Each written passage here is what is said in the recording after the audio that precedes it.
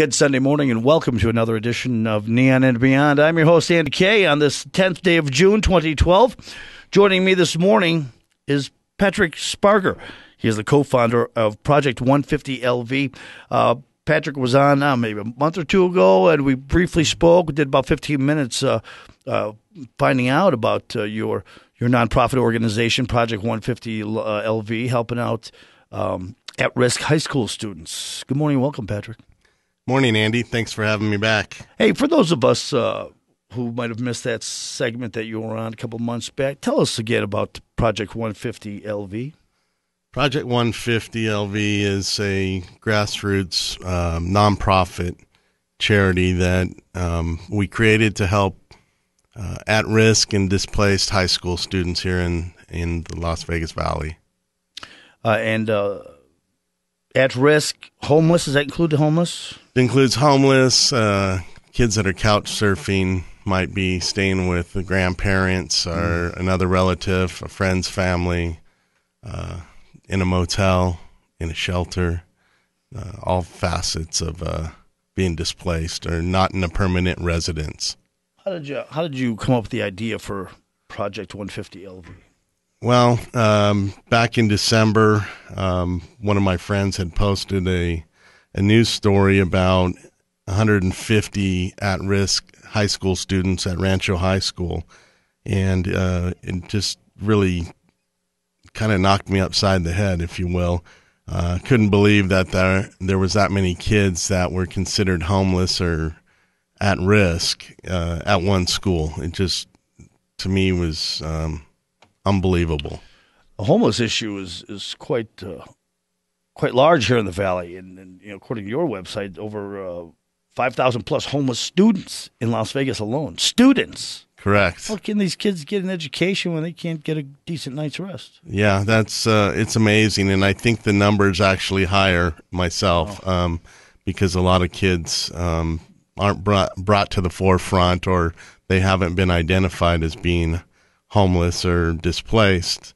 And this includes, middle school and elementary school, but our focus is on the high school student. We feel that there's a great need to embrace these kids and keep them in school and, get them to where they can graduate. So you're just dealing with kids from one high school?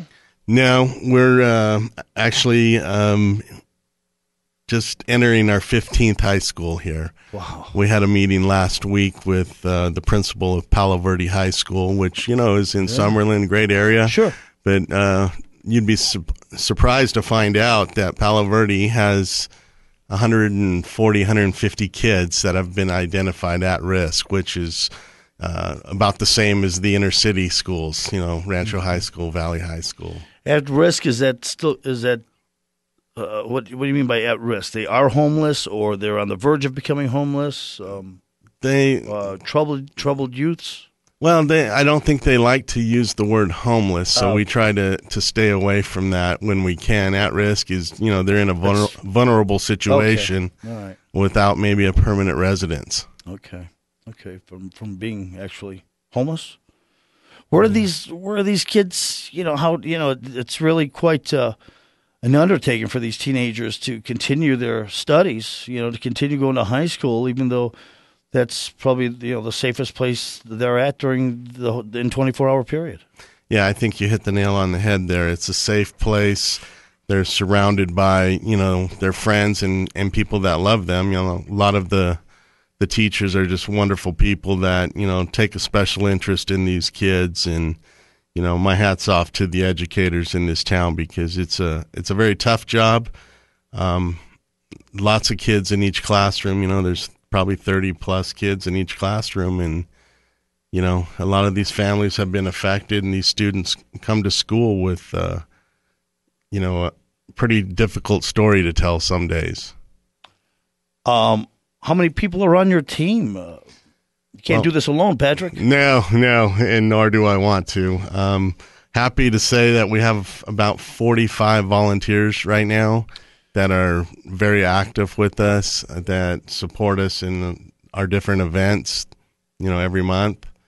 So we're getting the participation that we need. We'd certainly like to welcome a lot more volunteers if you're looking to plug in. Okay, well, we'll touch on that. You mentioned events. You have an event coming up June 22nd. Exactly. We're excited to announce our first charity golf event out at Silverstone on June 22nd, which is going to be at 7:30 in the morning. For $100, we're offering a round of 18 holes of golf, breakfast, and a box lunch. And we're going to try to have a silent auction. So if you have anything that you'd be willing to donate to our silent auction, staycations, dinner, show tickets, anything that you send our way, we'd be happy to help promote your business in return. And what's the phone number people can call to get involved in the golf tournament? Let me just pull that out. The number here is 702. Let's see what number, who's actually hosting this. My apologies here. Oh, you just call Silverstone?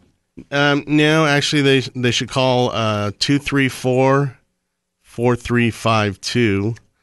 234-4352. Uh-huh. Okay. And if not, they can also call 570-7214.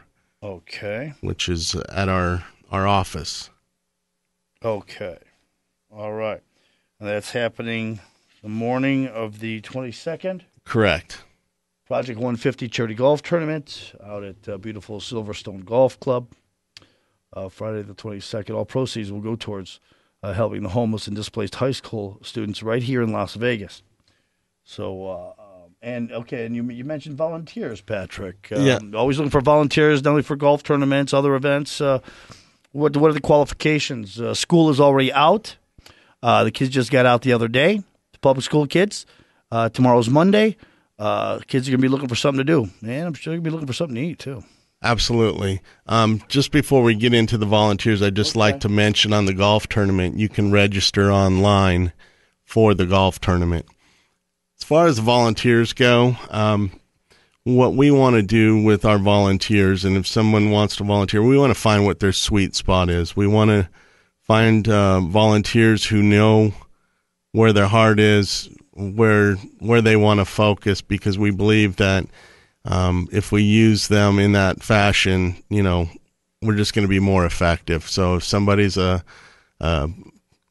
meet and greet type of person, they want to get out and talk to people and create awareness for our charity, that's what we'd like them to do. If their specialty is, gathering items, collecting food, gift cards, whatever, we'd like them to do that. If they want to volunteer, they can be a liaison at one of the schools, and we'll plug them in with one of the advocates, and they can be the go-between between our charity and the school and the students. What age requirements?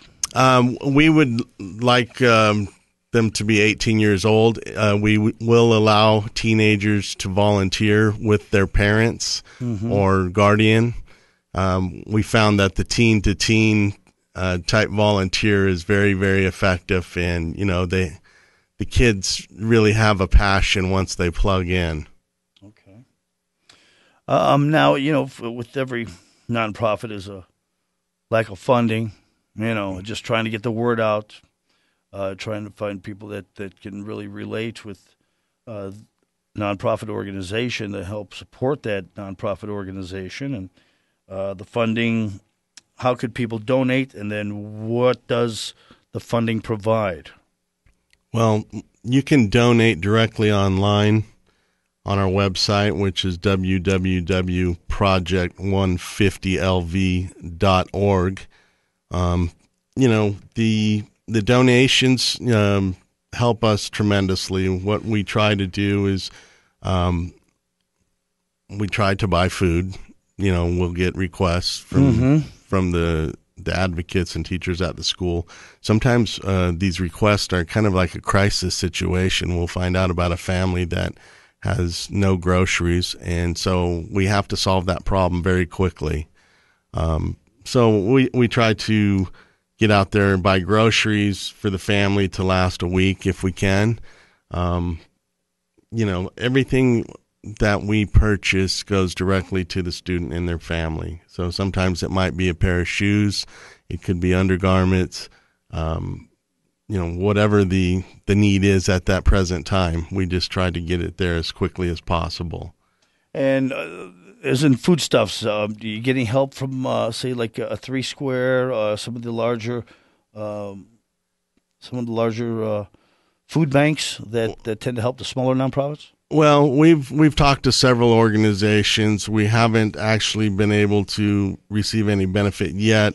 We anticipate that happening very shortly. Okay. So we've talked to Three Square a couple times.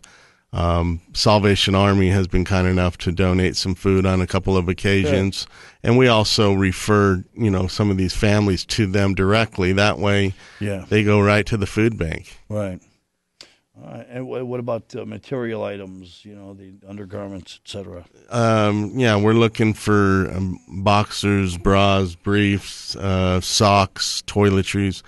That's a big item for these kids. A lot of these kids just don't have enough. So yesterday, in fact, on my lunch break, I went to the outlet mall and went out and introduced myself to about 20 stores over there off Las Vegas Boulevard and asked for, underwear and socks. Sure. And so it's a pretty warm reception. Good. Yeah. Good. Well, I hope things start to go in your favor for the homeless teens. Now, what is the age group of these homeless students?